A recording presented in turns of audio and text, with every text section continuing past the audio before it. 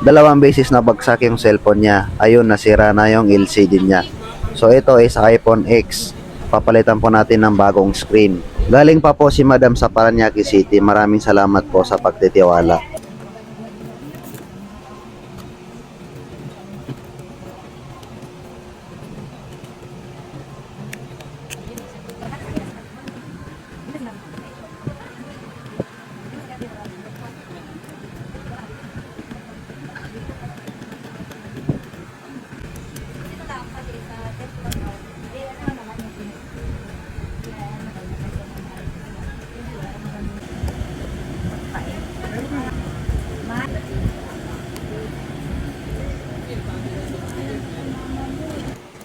Sa gusto magpagawa, pwede naman po Lalamove, LBC.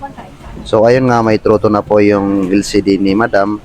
Maraming salamat po sa patuloy na